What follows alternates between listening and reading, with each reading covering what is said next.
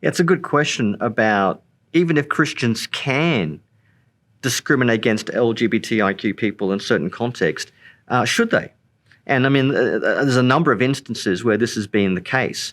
You know, for example, if you run a gun shop and the, I don't know, gay duck shooters of Idaho come to your gun shop, you know, because, you know, some gay men like to shoot ducks. And why wouldn't you? I mean, everyone likes to shoot ducks once in a while.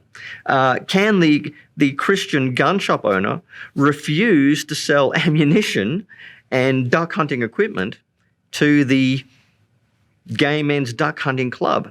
Now, in that context, me personally, I would say no, because I think, you know, if you're going to do commerce, and I would argue there's nothing particularly Christian about duck hunting. So in a context like that, I would say no. I don't think you should discriminate, nor do I think would it be legally permissible to discriminate.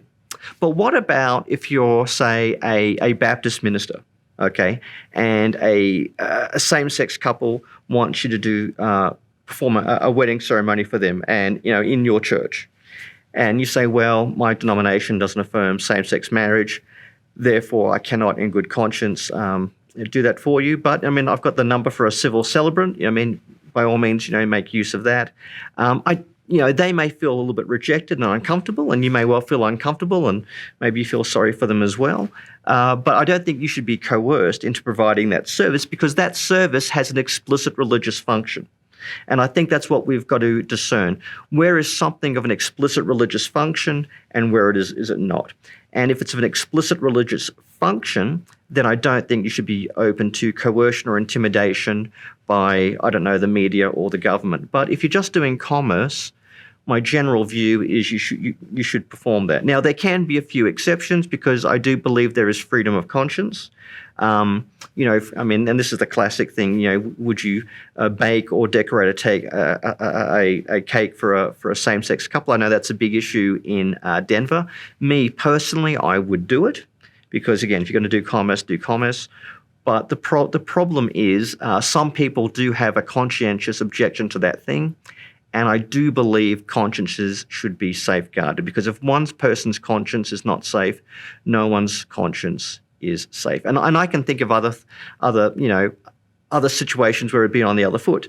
You know, for example, should an LGBT T-shirt printing, can they refuse to make messages kind of like opposing same-sex marriage? Like, we want shirts that say, you know, pray gay marriage away. Could a LGBTI, T-shirt printing company, could they legitimately refuse to do that? I would say yes, because they have a very strong conscientious objection to do that. So I think we've got to respect people's consciences, but normally I would only imagine discrimination to be possible where the activity has an explicit religious function. Other than that, I think we've got to play by an equal set of rules for everyone.